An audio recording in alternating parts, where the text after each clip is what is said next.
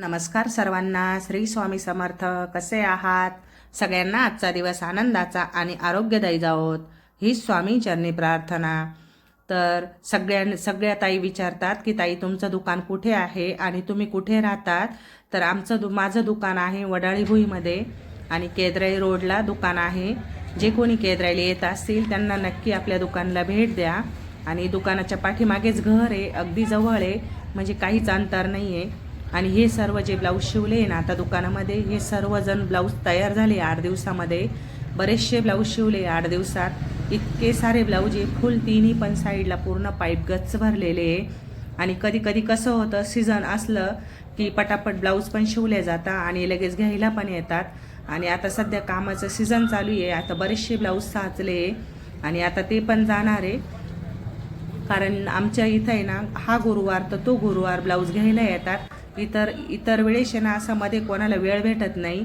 आणि 1-2 गुरुवारला तर काय झालं, असे जे कस्टमर येतात ना ते विचारत होते की ताई हे ब्लाऊज विकायला ठेवलेले आहे का, हे समोर जे दोरीवर लावलेले ते विकण्यासाठी का. म्हटलं नाही, म्हटलं ते विकण्यासाठी नाही आहे, ते सर्व ब्लाऊज कस्टमरचे आणि प्रत्येक ब्लाऊजची ऑर्डरचेच ब्लाऊज आहे.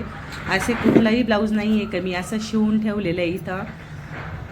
आणि हे कसं आहे, ब्लाऊजचं असे बरेचसे फॅन्सी जे ब्लाऊज असतात ना, डिझाईन ब्लाऊज असतात, बोटनेक हाफनेकमध्ये जे ब्लाऊज असतात ना ते मी पुढे समोर दोरीला लावते. आणि जे साधे ब्लाऊज असतात अस्तरवाले ते पूर्ण पाईपवर टाकलेले. आणि जे बिना अस्तरवालं ब्लाऊज असतं ते मी घेत नाही शिवायला. आणि अजून पण बरीचशी गर्दी आहे, खूपच गर्दी आहे. आता हे जे ब्लाऊज आहे ना हे पण कटिंग केलेले काही, आणि काही कटिंग बाकी यांची. आता हे पण शिवायचे अर्जंट. जवळजवळ ह्या ब्लाऊजांना 1.5-2 महिने झालेच असतील ह्या ब्लाऊजांना, असे बरेचसे दिवस झालेले. आणि आता कधी कस्टमर आलं की आता भरपूर दिवस झाले ताई आमचे पण ब्लाऊज शिवून द्या. साड्या पण एवढ्या साऱ्या साड्या यामध्ये आहे ना, काही पिकोच्या आहे, काही फॉलच्या आहे, काही डेली यूजच्या, अशा बऱ्याच प्रकारच्या साड्या आहे. तर ह्या काही सर्व फॉलच्या नाही आहे. ज्या फॉलच्या लग्नाच्या काही अशा कार्यक्रमांच्या साड्या असतात त्या बाजूला ठेवलेल्या असतात. पण यावेळेस आता थोड्या साड्या इकडे ठेवायला जागा नव्हती, मी त्या सर्व एकत्र ठेवल्या आहे. बघा एवढं फुल दुकान भरलेलं आहे ब्लाऊजने. आणि ना धूळ तर रोजच साफ करायला लागते, इतकी धूळ येते, कारण रोडवरच दुकान आहे, खूपच धूळ येते दुकानामध्ये.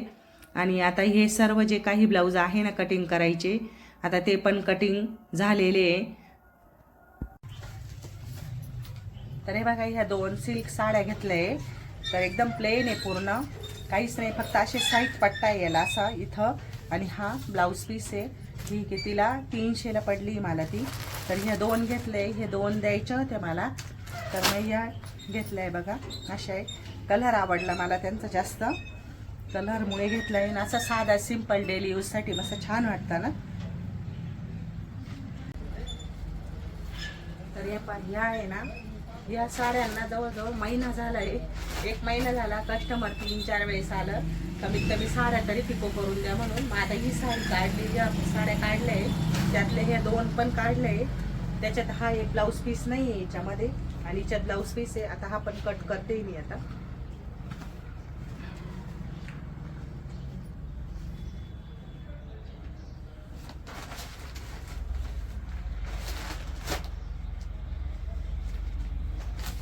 मला या कैचीची जास्त सवय झालेली आहे.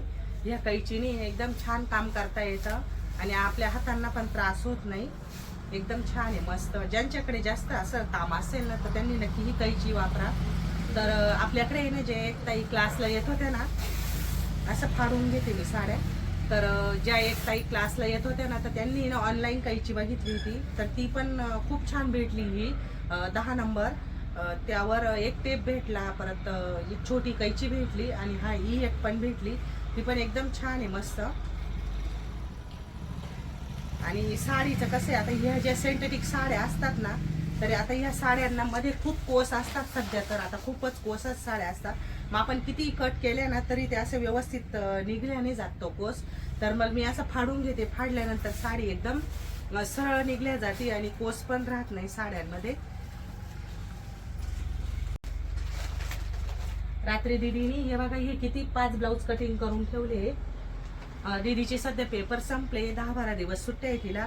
तर ती बोलली की मी दुकानात मदत करते म्हणून तुला. तर जवळजवळ 3-4 दिवसापासून आहे ना तीच ब्लाऊज कटिंग करते. तिनेची ब्लाऊज कटिंग केलेले आहे एका कस्टमरचे. मग ती बोलली की मी कटिंग करून देते. मी फॉल पण जोडणार आहे. आता फॉलच्या पण साड्या काढलेल्या आहे. आज जवळजवळ 8-10 दिवस झाले साड्या काढलेल्या नाही फॉलच्या. मग आता त्या पण काढायच्या आहे. आणि व्हिडिओ कॉल लेट येत आहे. तर माझे सासरे जे आहे ना ते थोडे आजारी आहे. त्यांची तब्येत थोडी डाऊन आहे.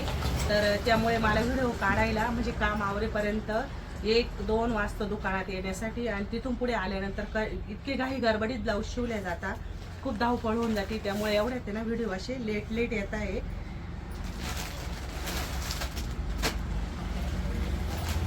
ही एक सिंथेटिकच साडी आहे. एकाच कस्टमरच्या या 4 पण साड्या.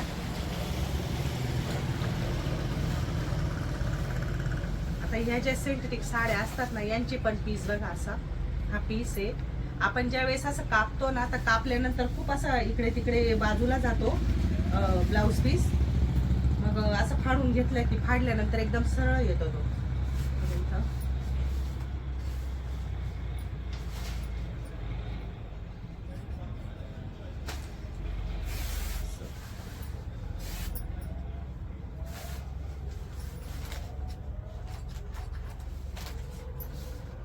तर आपल्या दुकानात आहे ना जेवढी कस्टमरचे आता ब्लाऊज शिवलेले असतात ना तर ते सगळे विचारतात की ताई हे ब्लाऊज तुम्ही विकण्यासाठी शिवले का? तर म्हटलं नाही हो दादा, म्हटलं विकण्यासाठी नाही हो ताई, म्हटलं ते सर्व कस्टमरचे ऑर्डरचे ब्लाऊज म्हटलं ते सर्व. असं म्हणजे सगळ्यांना कोणाकोणाला असं वाटतं एवढे सारे ब्लाऊज आहे तर त्यांनी विकण्यासाठी ठेवले असतील, तर अजिबात नाही. विकण्यासाठी एक पण ब्लाऊज नाही. आणि थोडेफार आत्ता दिवाळीमध्ये रेडीमेड ब्लाऊज आणलेले मी, तर ते रेडीमेड ठेवलेले. पण मग इथं लावलेलं वरती ना एक पण असं विकण्यासाठी नाही आहे. सगळे ब्लाऊज प्रत्येक ऑर्डर कस्टमरचीच आहे ती. म्हटलं असे विकण्यासाठी जर असे ब्लाऊज लावले तर मग माझं पण स्वतःचे पण ब्लाऊज शिवून नाही होत. तेव्हा ते शिवायचे विकायचे, मग ते कधी कस्टमर येणार असं आहे ना. तसे हे कसे कस्टमरचे शिवायला टाकल्यामुळे ते केव्हाही येणार आणि घेऊन जाणार. याला नुसता असा सुट्टा पीस होता. तर ह्या बाकी ह्या सिंथेटिक ज्या साड्या आहे ना थोड्या फाराच्या 8-10 साड्या पिकोच्या आहेत फॉलच्या, आणि बाकी सर्व पिकोच्या आहेत.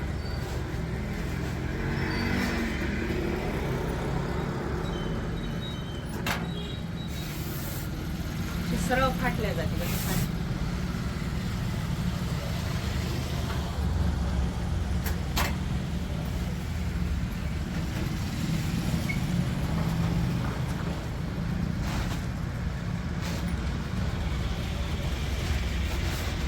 मला दुकानात यायला 1 वाजतो आणि 1 वाजला की तिथून पुढे कस्टमर येतं आणि मग गर्दी चालू होते दुकानामध्ये. आणि संध्याकाळच्या वेळेस शिवायला बसते की इतकी थंडी वाजते, साईडनी पूर्ण पत्रे गार होऊन जातात आणि खूप थंडी वाजते. मग तसंच कसं तरी 1-2 ब्लाऊज काढते, तरी 10-10:30 पर्यंत शिवते आणि मग घरी जाते. परत सकाळीच लवकर उठायचं, कारण बाबा आजारी असल्यामुळे ना ननंदबाई ते आलेले आहे. सगळ्यांचा स्वयंपाक करायला लागतो, त्यांचं थोडंसं असं आवरायला लागतं. परत आमचा पण, दीदीच्या पप्पांचा टिफिन, अमितचा टिफिन, घरात पण असं हे सर्व बरंचसं काम असतं. मग ते कोणी पण असे सारखे असं कोणी येत जात राहतं ना, मग घरी आले पाहुणे की परत मला घरी जायला लागतं. म्हणून माझे व्हिडिओ थोडे लेट येत आहे. आता हे ब्लाऊज पीस कट करून घेतले, साड्या पिकोला काढून घेतले मी आता. आणि आज सकाळीच आहे ना, आज सकाळी दुकान पण उघडं नव्हतं. 8:30 वाजताच एक ताई आल्या आणि त्यांनी ना माझा नंबर होता त्यांच्याकडे, तर त्यांनी मला फोन केला की ताई कुठे आहे? म्हटलं इथंच घरी. त्या मग घरी आल्यानंतर हे बघा किती साड्या घेऊन गेले त्यांच्या सूनबाईच्या आणि त्यांच्या. असं मग मला त्यांनी सांगितलं आता ताई घरीच्या मी दुकान नाही उघडणार, कारण दुकान उघडायचं म्हटलं का अर्धा-1 तास आवरायलाच निघून जातो. आज अक्षरशः म्हणजे अमित घरी होता तर त्याला म्हटलं दुकान उघड, इतका पसारा होता. त्यांनी फक्त दुकान उघडलं तर मग मला तिथं काहीच कळत नाहीये. ते जर काही इकडे तिकडे झालं तर तू परत चिडचिड करशील. मग मी परत थोड्या वेळाने येऊन आणि इथे येऊन आवरून घेतलं आणि मग आले दुकानात. या ताईने बघा घरीच साड्यांचे दिलं, मापाचे पण ब्लाऊज दिलेले त्यामध्ये. मला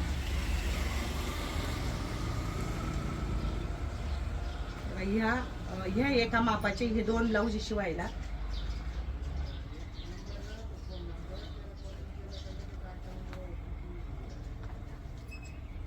म्हणजे असं पण भरपूर कस्टमरचं असं आहे की म्हणजे जवळजवळ 100% कस्टमरला घर आणि दुकान माहिती आहे, आणि दुकान पुढे आणि घर पाठीमागे.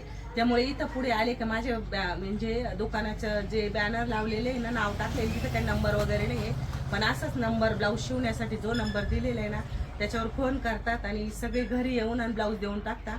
म्हणजे 10-10:30 पर्यंत जर नाही दुकान उघडलं तर कस्टमरची घरी यायला सुरुवात होते. तर आता ह्या 2 पण पिशव्या मी घरीच आलेल्या होत्या, तर त्यातली ही एक पिशवी आहे, ही त्यांच्या सुनबाईंच्या साड्या आहे. यामध्ये मापाला पण ब्लाऊज दिलेले आहे त्यांनी. हे बघा या साड्या,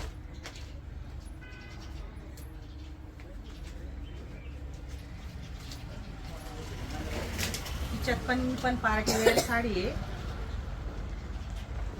रेड कलर मध्ये.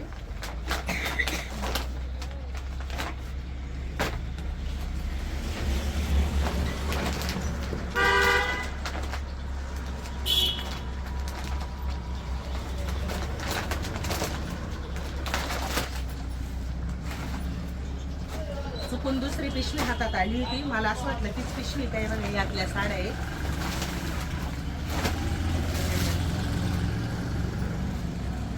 साडीचा कलर बघा खूप सुंदर आहे, मस्त. आणि हे मापाला दिलेलं ब्लाऊज आहे. हे ब्लाऊज पण मी सुरुवातीला भरपूर दिवस झाले मी स्वतः शिवलेले आहे, आणि तेच ब्लाऊज त्यांनी मापाला दिलेले आहे. साडी पण बघा खूप छान आहे, मस्त. ग्रीन बॉटल ग्रीन कलरचा ब्लाऊज पीस आहे, काठ पण बॉर्डर तशीच आहे. आणि हा कलर म्हणजे कोणता कलर आहे तो पण नाही, असा चिकू कलर पण नाही वाटत आहे, छान आहे ना. आता हे जे ब्लाऊज आहे ना, त्यांनी सकाळीच मी ना स्वयंपाकच करत होते, तर त्यांनी ज्याचे त्याचे ब्लाऊज ज्याच्या त्याच्या पिशवीमध्ये टाकून ठेवले आणि म्हणे ताई लक्षात ठेवा बरं का, म्हणे चिठ्ठ्या टाका म्हणे दुकानात गेले. म्हटलं हो. मग आता आल्याबरोबर म्हटलं त्यांना ब्लाऊजांना चिठ्ठ्या पण टाकायच्या, पीसला साड्यांना पण चिठ्ठ्या टाकायच्या आहे. आणि ही एक साडी आहे, यातलं पण ही ब्लाऊज दिलेले मापाला. हे पण ब्लाऊज मीच शिवलेले, भरपूर दिवस झाले हे ब्लाऊजला. त्यांच्या दोघी सुनांच्या 2 साड्यांच्या आधी दाखवले होते, त्यांच्या स्वतःच्या साड्या आहे. नवीन पॅटर्न वाटतंय, साडी पण खूप छान आहे, अशी लाईट वेट वाटती, वजन कमी, आणि घातल्यावर पण अशी चापून चोपून बसेल अशी आहे, छान आहे ना. मापाचे आता ज्याचे त्याचे ब्लाऊज टाकायचे. आता मी पहिले चिठ्ठ्या टाकते आणि या सर्व साड्या फॉल करायच्या आहे मला आता. आणि असे बरेचसे कस्टमर 1-1 महिना झालेले आहे साड्यांना, तर म्हणतात ताई आता आमची मागची तरी ब्लाऊज काढून द्या, असं आहे. मग आता ते मागचा थोडा स्टॉक काढायचा आहे. हे यांचं लग्न फेब्रुवारीमध्ये लग्न यांचं, म्हणून त्यांनी आधीच आणून टाकल्या, कारण त्यांना माहिती गर्दी असते, लवकर नंबर लागला की लवकर ब्लाऊज शिवून होईल. मग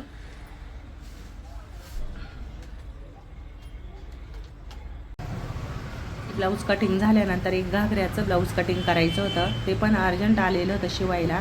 तर घागऱ्याचं ब्लाऊज मी कसं कटिंग करते ते दाखवते मी तुम्हाला. तर सगळ्यात पहिले आपण 4 घडी करतो ना, तसं ब्लाऊज किंवा आपलं अस्तर टाकून घ्यायचं.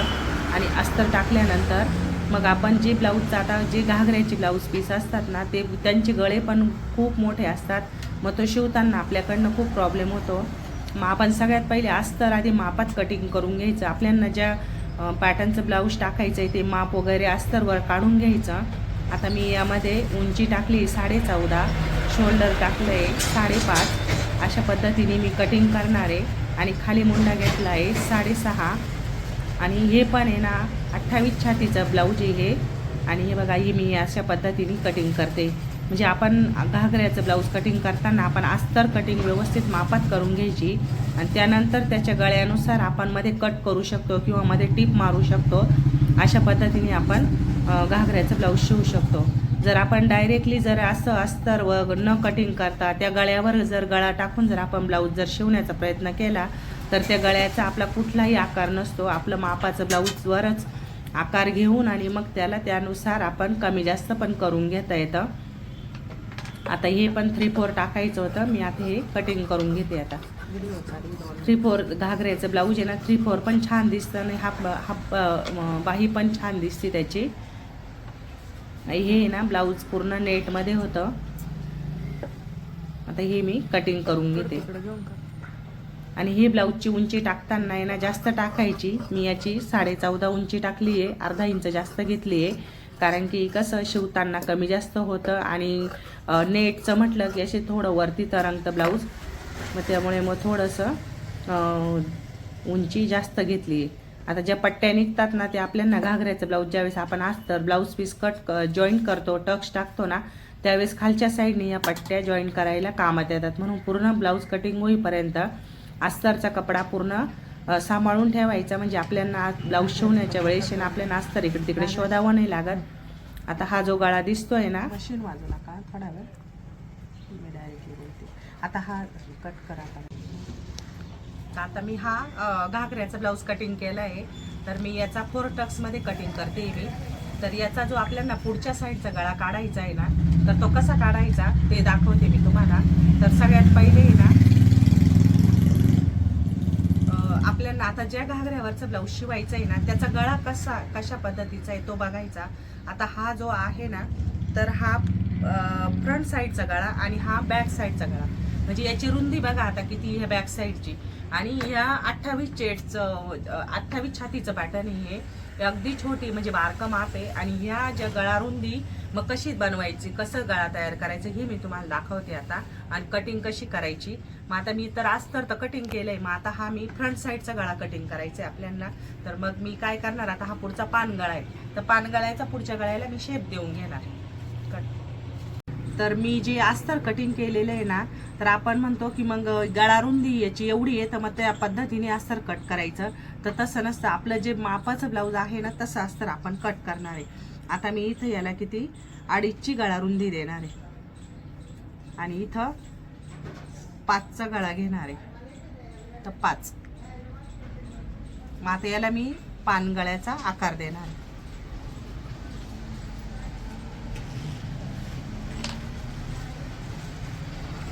बघा असा आकार दिलाय. इथून हा 5 घेतलाय आणि हे 2.5 घेतलंय, आणि इथून हा पानगळ्याचा आकार. तर पानगळ्याचा आकार घागऱ्याच्या ब्लाऊज पीसला आहे ना, म्हणून मी त्याला पानगळ्याचा आकार देते. हे बघा याचा शेप बघा कसा आलाय,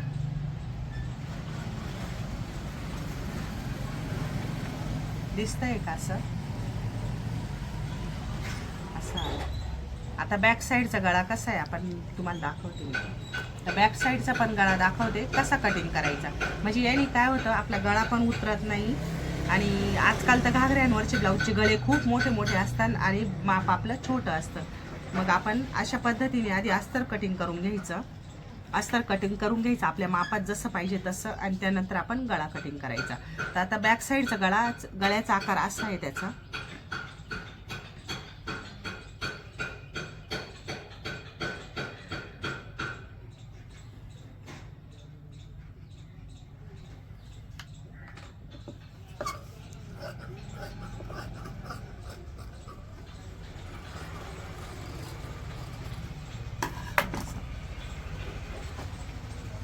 नॉर्मल इथं आपल्याला असा कॉर्नर आला, इथं आपण सुई टेकून आपण व्यवस्थित आकार देऊ शकतो. आता हा जो पुढच्या साईडचा गळा घेतलाय मी, तर हा पूर्ण खालची साईड वरची साईड एकदम फेस टू फेस ठेवून घेतलेला आहे. आणि हा जो पॅच आहे हा फ्रंटला येणार आहे. मग त्या पद्धतीने आपल्याला ब्लाऊज कट करायचं. आता हा जो गळा कट केला आहे हा ठेवायचा आहे आपल्याला असा.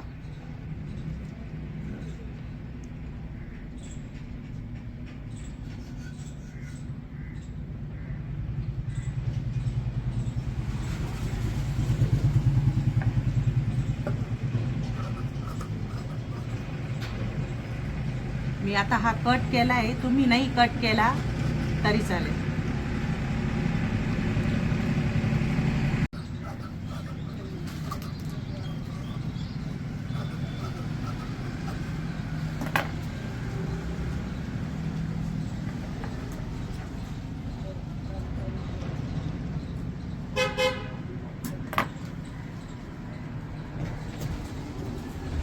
आता हा बॅक साईडचा गळा आहे. आता बॅक साईड पण असे एकावर एक व्यवस्थित ठेवून घ्यायचं.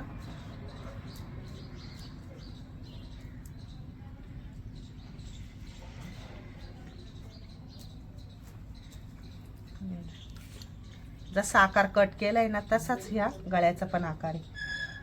काय होतं, हा जर आकार जर वेगळा असला ना, आपण वेगळा शेप दिला गळ्याला, तर घागऱ्याचं ब्लाऊज चांगलं नाही दिसणार. मग आपण तसा आकार द्यायचा. तर आता हे बघा, हे मी असं ठेवून घेणार इथं. या घागऱ्याच्या ब्लाऊजला बॅक साईड हुका येतील, फ्रंटला पॅकिंग राहील आपलं तसंच. हे असं कट करून घ्यायचं. कट करताना अर्धा इंच 1 इंच जास्त ठेवायचं. आपल्याला गळा जॉईन करताना प्रॉब्लेम येत नाही.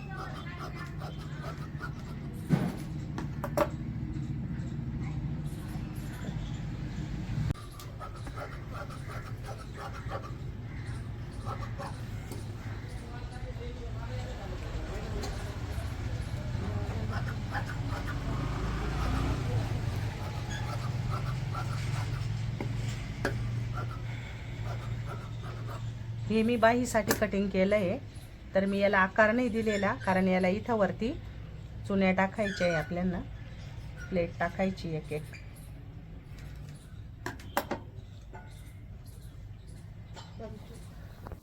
चला तर मग व्हिडिओ आवडला असल्यास व्हिडिओला लाईक करा, शेअर करा आणि आपल्या चॅनलला सबस्क्राईब करा. चला भेटूया अशाच नवनवीन व्हिडिओमध्ये. तोपर्यंत सर्वांना श्री स्वामी समर्थ.